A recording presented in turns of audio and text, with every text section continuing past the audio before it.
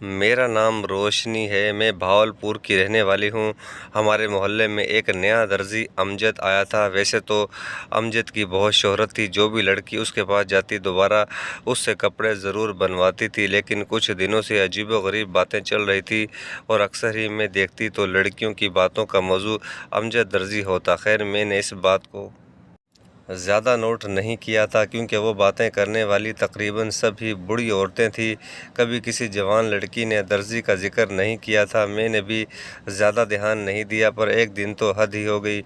मेरे चचा की बेटी, जो कि कराची में रहती थी और एक मीडिया चैनल पर नौकरी करती थी, मुझसे कहने लगी, सुना है तुम्हारे मोहल्ले में कोई अमजद दर्जी रहता है। मैंने कहा, हाँ रहता है। अमजद दर्जी की ये ख़बर कराची तक भी पहुंच गई थी। तुम्हें किसने बताया? भाई, मैं तो इस मोहल्ले में रहती हूँ। मैंने इसे कभी कपड़े नहीं बनवाए, ना ही मुझे लगता है कि उसके कपड़े बनाने में कोई इतनी ख़ास बात है। अम्मा ने बनवाए थे। उसने कमीज़ का हाल ख़राब कर दिया था। पता नहीं लड़कियों को क्या हो गया है, हर लड़की उसके पास ही जा रही है, उससे कपड़े सिलवा रही है। मेरे चचाजाद बहन ये सुनकर हंस पड़ी और बोली, पागल हो गई हो। दरअसल दर्जी अमजद की शोहरत की वजह कुछ और है, और वो तुम सुनोगी ना तो तुम्हारा मुंह खुले का खुला रह जाएगा। मैंने कहा, सबा, तुम भी अजीब बातें कर रही हो। साफ साफ बताओ कि तुमने क्या सुना है, जो तुम वहाँ से फ़ोन कर कि मुझे उसके बारे में पूछ रही हो। तुम्हें मेरा तो कभी ख्याल नहीं आया। वो बोली कि ये तो मैं तुम्हें भावलपुर आकर बताऊंगी। मैं अगले ही हफ्ते आऊंगी, फिर तुमसे तफसील से बैठकर बातचीत करूंगी। मैंने कहा, ठीक है, अगर तुम भी अमजद दर्जी की मुरीद ही हो गई हो तो मैं क्या कर सकती हूँ। जब दिल चाहे आ जाना। मेरी बात सुनकर उसने फ़ोन काट दिया। अगले दिन मैं अपने कामों में मसरूफ़ हो गई, लेकिन उसी दिन एक और अनोखा वाक़या हुआ। हमारे घर के दरवाज़े पर घंटी बजी। मैंने जाकर दरवाज़ा खोला तो सामने हमीदा खाला खड़ी थी। उसने हाथ में मिठाई का टोकरा उठा रखा था। कहने लगी, तुम्हारी अम्मा कहाँ है? मैंने कहा, अम्मा तो अंदर सो रही हैं। वो बोली कि जल्दी करो, इसे कहो कि मेरे साथ चले। नाज़िया के घर में बेटा हुआ है, हमने मिठाई बांटने जाना है, और ख़ास कर दर्जी अमजद को तो ज़रूर मिठाई खिलानी है। भाई, सारा कमाल ही उसी का है। मैं हैरान हो गई। मुझे तो उन पर हंसी आने लगी। मैंने कहा, कमाल तो नाज़िया के शोहर का है, इसमें दर्जी का क्या कमाल हुआ? उन्होंने मुझे गुस्से से देखा और बोली, आजकल की लड़कियां बहुत बेशर्म हो गई हैं। इन्हें अपने से बड़ों से बात करने की तमीज़ ही नहीं रही। हम होते थे तो ऐसी बातों पर शर्माकर घर से ही बाहर चले जाते थे या किसी कोने में छुप जाते थे, पर आजकल की लड़कियों में तो हया नाम की चीज़ ही नहीं है। मैं तो इनकी बातों से शर्मिंदा हो गई थी। मैंने जाकर अम्मा को उठाया। अम्मा भी खुश हो गईं कि नाज़िया के यहाँ बेटा पैदा हुआ है। पूरे मोहल्ले में मिठाई बांटी गई। मैंने कहा, अम्मा, आप लोग तो ऐसे कह रहे हैं जैसे नाज़िया का बेटा पैदा करने के लिए आप सब लोगों ने मिलकर कोशिश की हो। ऐसा भी क्या हो गया? अम्मा मुझे घूर कर बोली, तुझे नहीं पता, इसके यहाँ 6 साल बाद और 3 बेटियों के बाद बेटा पैदा हुआ है, और वो भी अमजद दर्जी की वजह से हुआ है। तुम्हें पता है उस बेचारी का यहाँ बेटा पैदा नहीं हो रहा था। उसका शौहर इसे तलाक देकर दूसरी शादी कर रहा था। बस इसी वजह से मोहल्ले की सभी औरतें इस बेचारी के लिए परेशान थी। फिर वो अमजद दर्जी के पास गई तो उसका मसला हल हुआ। चलो हटो, मुझे जाने दो। हमीदा बेचारी इंतज़ार कर रही होगी, इसे भी बहुत फ़िक्र थी नाज़िया की। अरे, हम मोहल्ले वाले नाज़िया की फ़िक्र नहीं करेंगे तो कौन करेगा? अम्मा उठकर पैरों में जूतियां डाल दी, घर से निकल गईं। मैं हैरान ही रह गई कि आखिर अमजद दर्जी का बेटा पैदा होने में क्या कमाल है, लेकिन ज़्यादा सवाल नहीं कर सकती थी। मुझे अपने चचाजाद बहन सबा की बात याद आई, जो उसी दर्जी की शोहरत का जिक्र कर रही थी। मैं समझ गई कि शायद वो इसी शोहरत का कह रही होगी।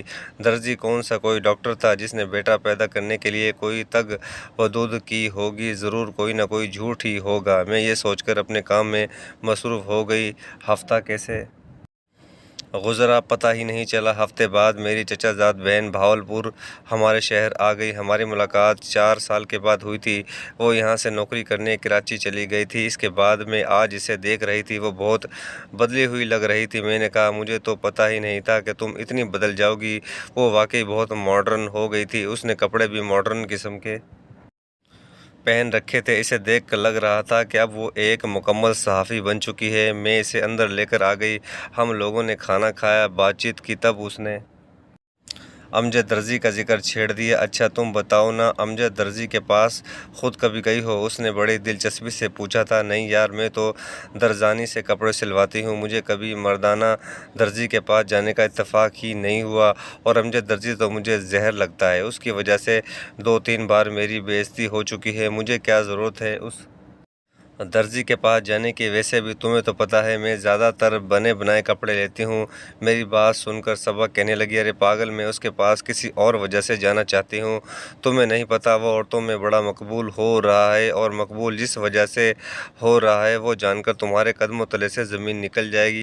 और तुम अमजद दर्जी के लिए कराची से क्यों आई हो? हम उसके पास चलते हैं। मैंने सुना है वो औरतों का इलाज करता है जिससे उनके यहाँ बेटा पैदा होता है। तुम खुद ही बताओ कि ये भला मुमकिन कैसे है? मुझे तो लगता है ये ज़रूर कोई ना कोई चक्कर कर रहा है, और ये सिर्फ दर्जी नहीं है, या तो ये कोई बहुत माहिर डॉक्टर है, या इसके पीछे कोई बहुत बड़ी कहानी है। मैंने कहा, सबा तुम्हें तो हर चीज़ में एक कहानी ही नज़र आती है। फ़िलहाल तो तुम उस दर्जी को रहने दो, यहाँ पर कुछ दिन आई हो तो आराम करो। कहने लगी, नहीं, मैं तो ख़ास कर इसी दर्जी की वजह से आई हूँ। मैं जानना चाहती हूँ कि आखिर वो किस तरीके से इलाज करता है जिससे कि वह औरतों के यहाँ बच्चे पैदा करवाता है। मैं चुप हो गई। मैंने कहा, ये सारी झूठी बातें हैं, तुम इन पर ध्यान ना दो। वो बोली कि कैसे ध्यान ना दूं?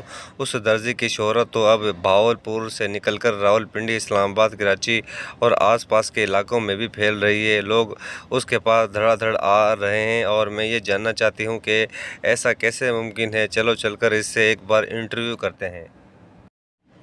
मैं उसके साथ हो ली। सबा ने अपना कैमरा उठाया और साथ ही मुझे लेकर दर्जी की दुकान पर पहुंच गई। वो हमें देखते ही पहचान गया कि ये लोग मीडिया वाले हैं। जब उस दर्जी से सबा ने पहला सवाल किया कि आपका नाम क्या है, तब वो कहने लगा, बाजी मुझे कैमरे में इंटरव्यू देने का कोई शौक़ नहीं। आप बिना इजाज़त के इस तरह मेरी दुकान में दाखिल होकर मुझ पर कैमरा नहीं तान सकती। इसे नीचे कीजिए, फिर बात करते हैं। अमजद दर्जी भी बड़ा चालाक निकला था। सबा इससे बात करना चाहती थी, लेकिन उसने घुमा फिराकर कोई भी बात नहीं की। जब सबा ने पूछा कि सुना है आप औरतों का इलाज करते हैं, कहने लगा कि आपने गलत सुना है, मैं किसी किस्म के इलाज को नहीं जानता। आपको लगता है किसी गलत फहमी की वजह से यहाँ पर आने का मौका मिल गया है, वरना तो मैं एक मामूली सा दर्जी हूँ। मुझे क्या पता है कि औरतों का इलाज कैसे होता है। मैं एक आम गरीब सा बंदा हूँ, आप मुझे तंग कर रही हैं।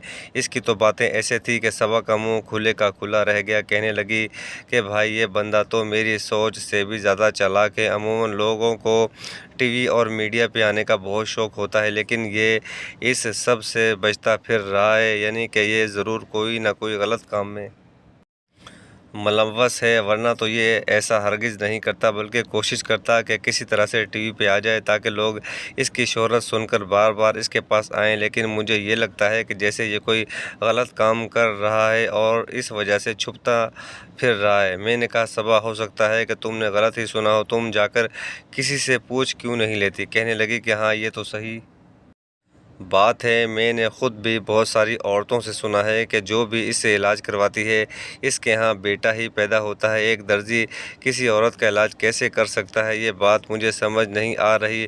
मैंने कहा कि कुछ दिन पहले ही नाज़िया के यहाँ बेटा पैदा हुआ है। वो बहुत खुश थी, और हमीदा खाला हमारे घर आई थी। वो मिठाई बाँट रही थी कि ये सब अमजद दर्जी का कमाल है। वो शायद तुम्हें इस बारे में कोई ना कोई मालूमात दे दे, क्योंकि इसके यहाँ तो अभी बेटा पैदा हुआ है। अगर तुम जाओगी तो वो तुम्हें सब कुछ सच सच बता देगी। सबा इस बात पर बहुत खुश हुई, बोली कि बस ठीक है, हम नाज़िया के घर चलते हैं। और नाज़िया तुम्हें जानती तो है ना? मैंने हाँ में सर हिला दिया।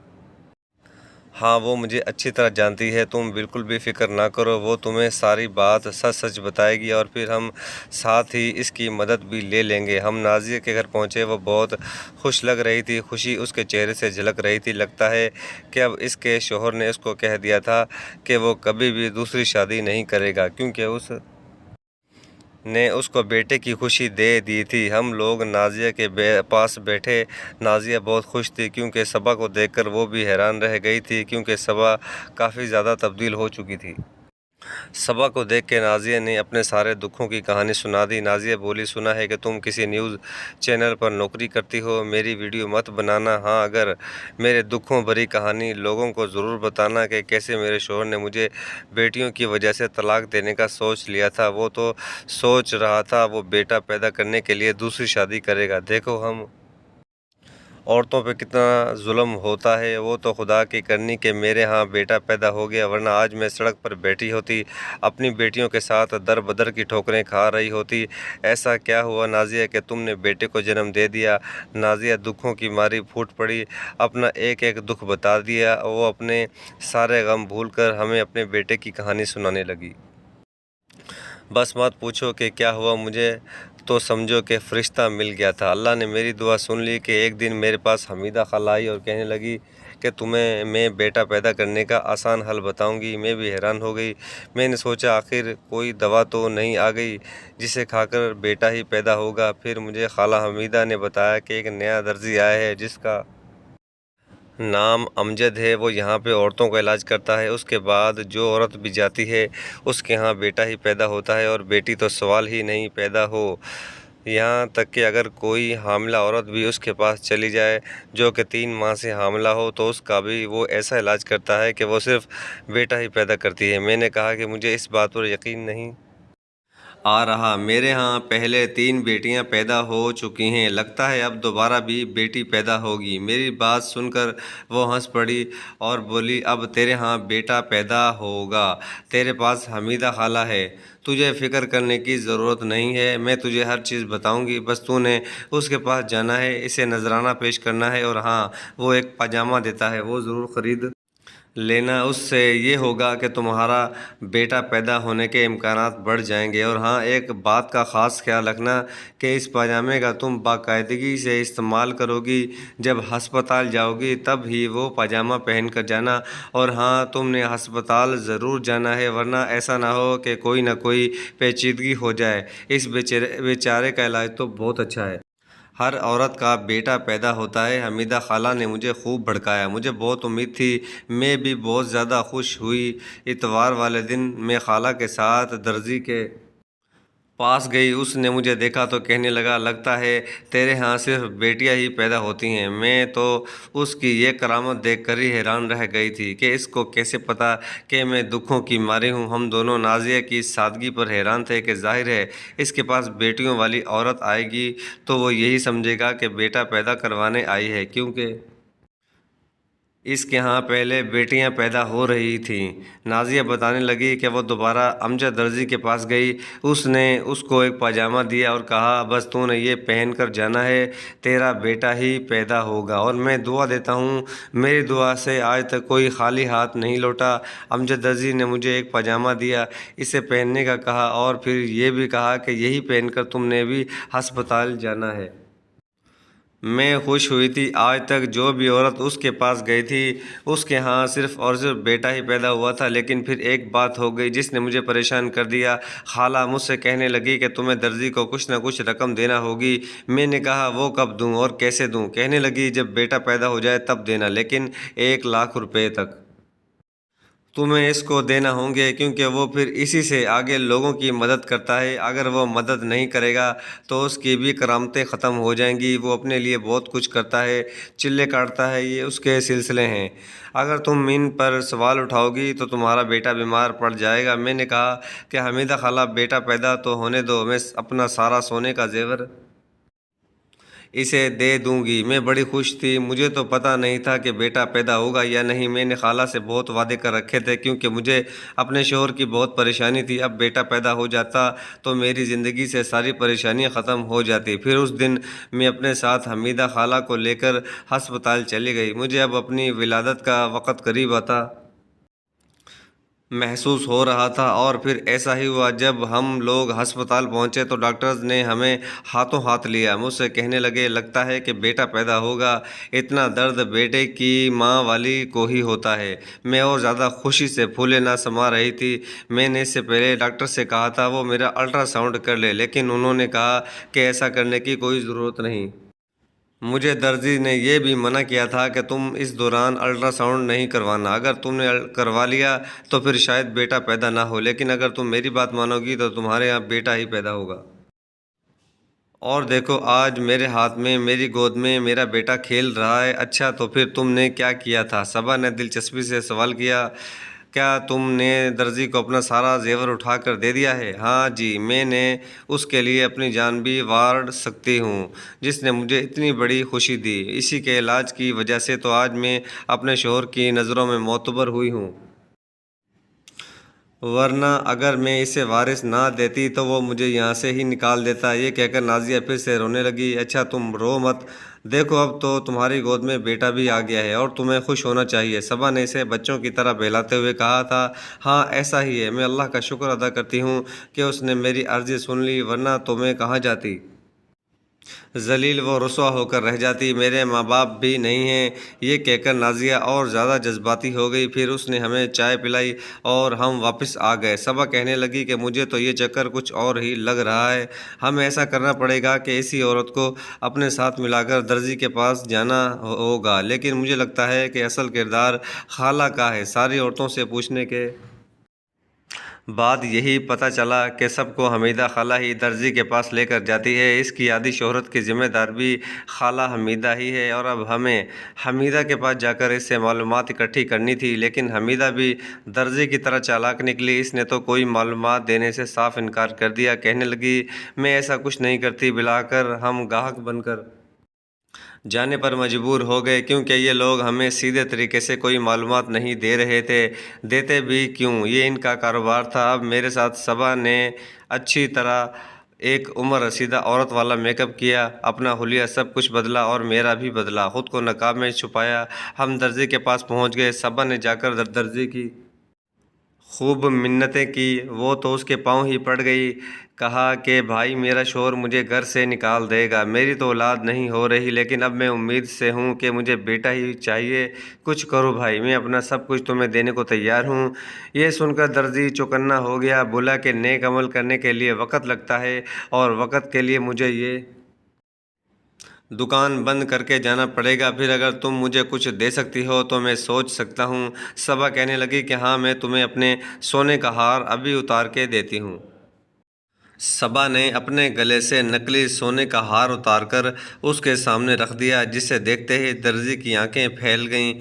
درزی نے اپنے کپڑے میں سے ایک سرخ رنگ کا پاجامہ نکالا اور بولا جب ہسپتال جائے گی تو اسے پہن لینا، تمہارا بیٹا پیدا ہوگا، ٹھیک ہے؟ تمہارا بہت بہت شکریہ بھائی۔ صبا نے بڑی مشکل سے اپنی ہنسی چھپائی اور ہم لوگ وہاں سے باہر آ گئے۔ درزی کا سارا پول کھل گیا تھا۔ صبا ہنستے ہوئے بولی کیا مطلب، کیسے کھل گیا؟ اس نے تو صرف تمہیں ایک پاجامہ دیا ہے۔ میں نے معصومیت سے پوچھا ارے بھائی یہ پاجامہ نہیں، یہ تو ایک کوٹ ہے۔ کیا مطلب؟ میں بھی پریشان ہو گئی۔ یہ ہسپتال والوں کا کوڈ ہے، درزی جس بھی عورت کو یہ پاجامہ دیتا ہے وہ پہن کر ہسپتال جاتی ہے۔ ہسپتال والوں کو اس نے پہلے ہی بتایا ہوتا ہے، پھر وہ کسی بھی طرح کسی اور کا بیٹا اٹھا کر ان عورتوں کی جھولی میں ڈال دیتے ہیں۔